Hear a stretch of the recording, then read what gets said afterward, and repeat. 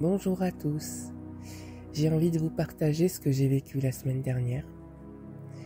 C'était pour moi un grand saut de la foi et surtout un appel profond à m'abandonner totalement dans les bras de Dieu, à honorer sa volonté et à dépasser les peurs d'une volonté personnelle. Alors pour vous faire comprendre le contexte, il faut que je revienne sur mon parcours. Je suis née avec une malformation à la naissance, une fente labiale, donc avec la lèvre supérieure qui n'était pas complètement formée et donc ouverte du côté gauche. J'ai été opérée quand j'étais bébé et donc petite, j'en avais pas conscience de cette malformation jusqu'au jour où en maternelle, lors d'une sortie scolaire, il y avait des miroirs déformants. Donc c'était rigolo, avec mes camarades de classe, on passait devant les miroirs et ça nous faisait bien rire. Jusqu'au moment où on est arrivé devant un miroir normal. Et là, mes camarades de classe ont continué à rire en me regardant. Ils me pointaient du doigt en disant que j'étais toujours déformée, que j'avais toujours le visage tordu. Et je comprenais pas. Et je me suis rapprochée du miroir et là j'ai pris conscience de cette malformation, de cette asymétrie sur mon visage. Et surtout, j'ai pris conscience que ça pouvait être considéré comme une différence et une source de moquerie. Et à partir de ce moment-là, je me suis refermée sur moi-même. J'ai fait en sorte de me faire le moins remarqué possible pour éviter qu'on voit cette malformation, qu'on me pointe du doigt, qu'on se moque. Et donc voilà, j'ai été très longtemps très introvertie. Et pour éviter qu'on me remarque, j'ai toujours été dans le sens des gens, quitte à oublier cette petite voix à l'intérieur de moi. Je suis rentrée dans le moule, je suis devenue Madame Tout le Monde. Et depuis cette histoire qui s'est passée en maternelle, j'ai eu un énorme blocage quand on me regardait dans un miroir, quand on me voyait dans un reflet. Je faisais en sorte d'éviter tout ce qui était miroir, reflet, toute ma vie, que ce soit au magasin, au resto, dans un ascenseur, même les caméras de surveillance, tout ça. J'évitais d'être prise en photo de face, j'évitais d'être filmée de face. Donc voilà, c'était quelque chose qui était assez pesant dans le quotidien. Ça s'est accentué au collège quand une amie m'a dit que lorsqu'on me regardait dans un reflet, cette asymétrie était accentuée. Et donc voilà, je faisais en sorte de ne pas me faire remarquer, de me faire toute petite, histoire de pas attirer l'attention. Et j'allais dans le sens des gens. Je disais oui alors qu'intérieurement c'était non. De crainte que si je disais non, on pointe du doigt cette malformation, on se sert de cette malformation pour me piquer là où ça fait mal. Et ça n'a pas empêché certaines moqueries dans ma vie et aussi ce genre de situation où j'ai osé dire non et puis finalement on s'est moqué de cette malformation pour me faire taire. Donc voilà, finalement petite, je me suis coupée de cette écoute intérieure. J'ai quitté le foyer, j'ai oublié qui j'étais. Je suis l'enfant qui a quitté la maison pour expérimenter, loin de la maison, me confronter au monde, traverser des épreuves, l'obscurité. Je ne vais pas rentrer dans le détail de ces épreuves, mais je vais lire une partie du post que Lulu a posté juste après que j'ai fait ce grand saut de la foi. L'âme initiée s'éloigne du foyer comme l'enfant quitte la maison pour découvrir le monde. Elle s'immerge dans la multiplicité. Elle oublie la lumière, non par erreur, mais par appel du devenir. Alors j'ai traversé des épreuves. Alors je finis en burn-out avec un divorce.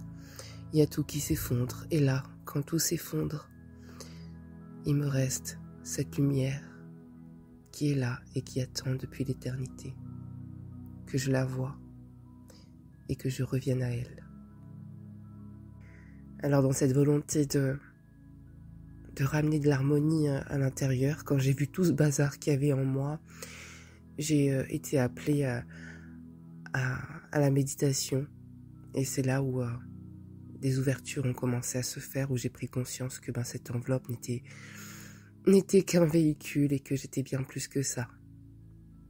Et forcément, c'est là où je suis tombée sur Lulu et que ça a été une évidence, une reconnaissance. J'ai vraiment, quand je l'ai vue la première fois, j'avais l'impression de retrouver une sœur en fait.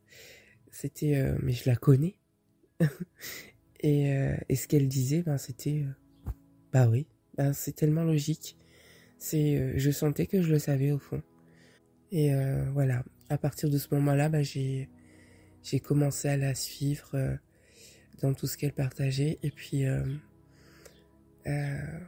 j'ai entamé ce processus-là de retour à la maison, où progressivement j'ai déposé toutes les croyances. Je me suis dépouillée de tous ces poids que je portais.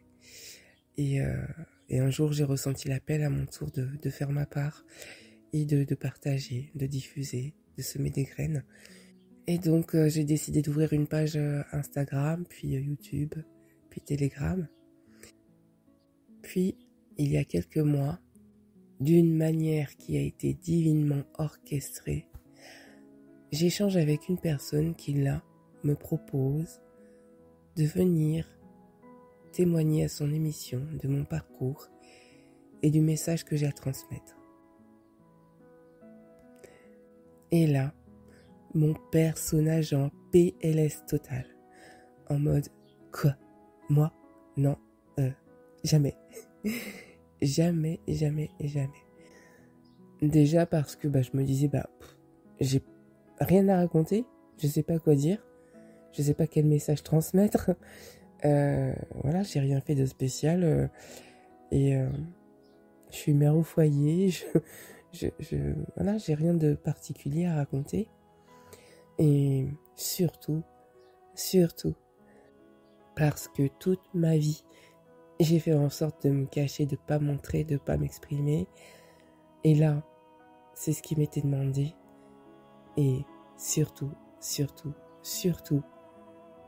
parce que même si cette émission est sous forme de podcast, il y a une partie qui est filmée, dont une qui atterrit sur les réseaux. Et là, tout de suite, j'ai senti non, blocage total. Je peux pas. Je veux pas qu'on voit cette malformation. Ça me ramène trop à ce que j'ai vécu. Et le plus important, c'est pas qu'on me voit, c'est le message que je partage à travers mes réseaux. Voilà, c'est bien suffisant. Sauf qu'à l'intérieur, j'entends bien que tout ça ne s'est pas produit par hasard. Que vraiment la manière dont ça s'est goupillé, c'était juste divinement orchestré. Et je sens cet appel à l'intérieur qui me dit: tu sais très bien que c'est un appel, que Dieu te dépose, mais que c'est très inconfortable pour toi. Ça me ramenait tellement à ce que j'ai vécu, au regard insistant, au regard même parfois de pitié, au regard moqueur, que voilà, je me disais non, j'ai pas envie de ça en fait, j'ai pas envie de me montrer, c'est pas le plus important en fait, c'est mon message qui compte. Mais toujours cette petite voix qui dans le fond me dit: tu sais très bien, Cathy. Et donc voilà, plusieurs mois plus tard, cette personne me recontacte et me demande si elle pourra me compter parmi ses invités. Et là, je suis dehors sur ma terrasse et je ressens cette présence qui m'anime et surtout je me dis bon, Cathy, aujourd'hui, après des années à avoir quitté le foyer, la maison, pour expérimenter, pour vivre des épreuves, pour traverser des moments de brouillard intense, des moments bien sûr qui étaient nécessaires et qui faisaient partie de mon chemin, qui aujourd'hui sont pour moi comme des cadeaux, qui m'ont permis de révéler l'essentiel et de révéler cet appel profond que j'ai aujourd'hui à juste écouter Dieu en moi et honorer ses appels. Aujourd'hui, alors que tu as un appel et que tu souhaites bien au-delà de ta volonté personnelle honorer les appels que Dieu te donne, que tu ressens finalement au fond de toi que tu as cet appel à témoigner de ton parcours, vas-tu vraiment laisser ton personnage en PLS t'empêcher de le faire, de faire ce grand saut de la foi? Et là, j'ai soufflé, j'ai fait « C'est bien parce que c'est toi, Seigneur. » Et là, j'ai pris mes billets. Et l'émission, c'était le 17 juin, sachant que j'ai pris mes billets le 21 mai. Donc pendant tout ce temps, évidemment, il y a eu des moments où je me suis dit « Mais pourquoi ? Pourquoi j'ai dit oui ?» Et puis au fond, j'avais cet appel profond et cette gratitude de me dire je vais pouvoir m'abandonner dans les bras de Dieu et aller au-delà de cette apparence et montrer que l'important c'est ce qu'il y a au fond, ce que j'ai à l'intérieur et que j'ai envie de partager et de diffuser. Alors le jour J est arrivé. J'ai eu tellement de beaux messages sur le trajet que je savais que j'étais divinement accompagnée, que j'étais en train d'accomplir quelque chose de grand à l'intérieur. Et même si c'était pas évident, j'y allais. Arrivée à Paris, je me suis fait un premier petit saut de la foi. Je suis allée chez le coiffeur, donc me retrouver devant un miroir, mais cette fois, y aller vraiment en paix. Et j'y suis allée, j'étais souriante, j'étais paisible, et du coup ça m'a fait un petit échantillon avant de partir enregistrer l'émission. Puis je suis allée jusqu'au locaux de l'émission, et voilà, l'enregistrement s'est fait. Alors c'était vraiment éprouvant. Même si j'ai été accueillie avec la plus grande des bienveillances et beaucoup de douceur, voilà, de sauter ce pas-là, ça a été vraiment quelque chose de très éprouvant. Quand je suis arrivée dans le studio, j'ai vu les caméras et tout de suite, il y a des choses qui sont remontées. Et j'étais là, mon Dieu Seigneur. L'important, c'est pas ça. L'important, c'est que je vienne et que je partage et que je diffuse ta lumière du mieux que je peux. Je sais que ça va être probablement maladroit, mais voilà, je l'aurais fait pour honorer ta volonté. Et donc voilà, je l'ai fait.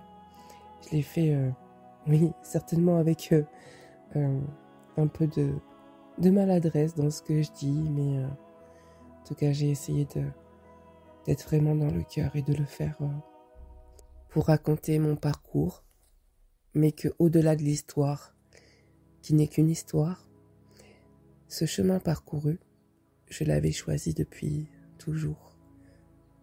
De quitter le royaume, de partir loin de la maison pour expérimenter l'obscurité, les épreuves, et un jour révéler cette lumière à l'intérieur de moi.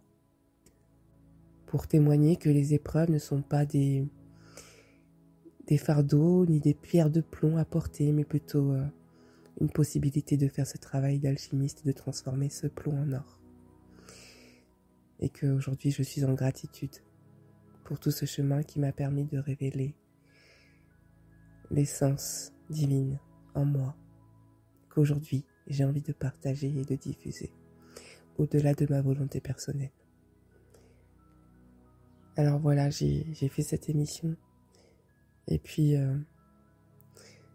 sur le chemin du retour, encore plein de petits signes merveilleux qui viennent comme pour valider le travail accompli, le grand travail accompli.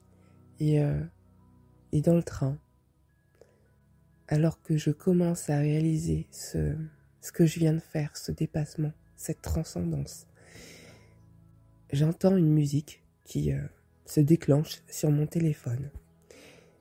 Je regarde mes applications, je n'ai aucune application de musique ouverte sur mon téléphone. Je décide de fermer toutes les applications ouvertes sur mon téléphone pour voir si la musique continue. Et la musique continue, et la musique se répète. Alors là, je sais que c'est Dieu qui m'envoie cette musique. Alors je ferme les yeux, et je suis dans un état de grâce. Je remercie pour le chemin accompli. Je remercie Dieu de m'avoir accompagné. Je remercie Dieu de me remplir entièrement. Et là, en écoutant cette musique, je me vois monter une pente. Avec difficulté, mais j'y vais quand même. Je monte, j'avance. Et je finis par arriver en haut de cette pente. Et je me retrouve face à une vaste plaine. Et là, c'est comme si j'ouvrais les bras en disant « Me voilà, je suis ». C'était un peu comme dire « Voilà, je ne me cache plus parce que ce que je veux montrer, ce n'est pas mon apparence, c'est la lumière de Dieu en moi. Je suis, me voilà ». Et là, je sens une lumière qui descend sur moi et qui me remplit d'amour, de reconnaissance. Et c'était comme si je me sentais adoubée par Dieu. Et comme si il me disait « Te voilà, tu es de retour mon enfant. Et tu as compris ton chemin, ton parcours. Et aujourd'hui tu es de retour à la maison. » Et là, je suis dans un état de gratitude immense. Et je me dis, mais je la connais cette chanson et j'ai envie de l'enregistrer. Et là, je me demande comment je vais faire pour l'enregistrer parce que, en général, quand je veux enregistrer une vidéo sur mon téléphone, ça coupe la musique. Et je me dis, tiens, essaye avec Snap. Et là, j'arrive à l'enregistrer en allant sur Snap. Et là, toujours avec ce sentiment que je connais cette chanson, j'ai l'idée d'aller voir sur YouTube et tout de suite de mettre le nom d'un film avec une scène bien particulière. Et là, mon Dieu, c'est la même musique. Et la scène me fait penser à ce que j'ai vu et me fait penser à tout ce chemin parcouru jusqu'à cet accomplissement qui me permet de revenir à la maison. Et là, en voyant cette scène et le message juste incroyable qu'il y a, je pleure de grâce dans le train et je remercie le Seigneur. Merci mon Dieu. Merci mon Dieu. Et je suis heureuse. Je suis en gratitude pour tout ce chemin parcouru et aujourd'hui ce retour à la maison. Voilà mon grand saut de la foi. Un saut de la foi que j'avais vraiment envie de partager, de ne pas garder pour moi, afin de continuer à partager, diffuser et témoigner de la grandeur de Dieu, en espérant que cela vous inspire vous aussi à faire les grands sauts de la foi, à vous abandonner complètement à la volonté de Dieu. Je vous embrasse.